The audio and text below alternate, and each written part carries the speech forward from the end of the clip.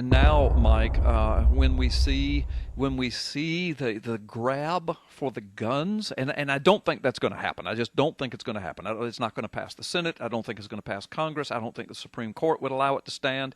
I mean, Obama would have to do some really freaky, illegal things, and then there would be blowback from the American populace itself, I do believe. All these executive orders he signed trying to grab the guns, they really meant nothing. The president can't declare law through executive order. But the point being, Mike, is this shows us why it's so important that we know who's in the White House and where he comes from and if he's eligible and if he's legal and what his agenda is.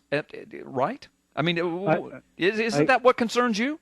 It does concern me. And to address the Second Amendment issue, I spoke a week or so ago at a local Tea Party event out here, and I asked them not to record it for other purposes. But the Second Amendment issue, your listeners need to be very, very concerned over, and not so much for the gun grab.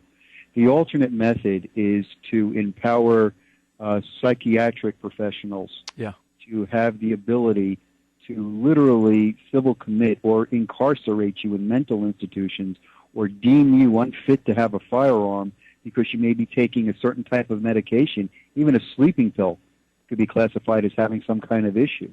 Yeah. That, if you go back to the 1963 congressional record of 45 goals of communism, that is one of the stated goals, is to transfer that power from law enforcement to the civil sector, and that is very, very dangerous. You're speaking accurately. You showed me that list, and I've done a deep study of it. You're absolutely right. It is dangerous.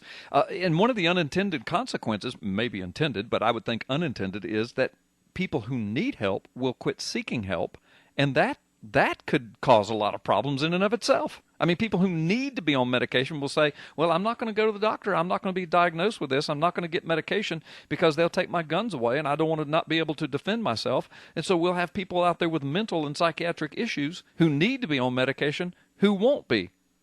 And that's very true, Carl. And, the argument is just something that infuriates me. The Second Amendment appears to be the only right in the Bill of Rights that isn't a right.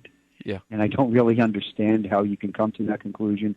But merely just going back and looking at the quotes of the Founding Fathers, especially George Washington, there is a quote from him where he says the pistol and rifle should be given a place of honor. These were tools of freedom. Yeah. And they've always been a tool. And as being a former law enforcement officer, that handgun on your belt isn't a novelty. It's a tool. It's like the carpenter's hammer. Right. It's a tool, and that's what it's designed for. And if people take pleasure in exercising that freedom to go target shooting or what have you, that's fine. But the recent debate, 300 and something people killed with an assault rifle, I think over the last 10 years, I believe there's 17,000 individuals killed in drunk driving accidents in the nation.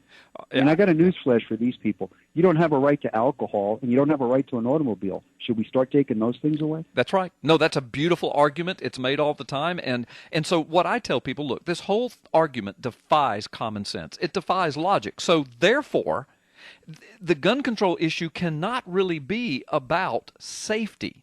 It's about an agenda. It's not, gun control is not about guns. It's about control.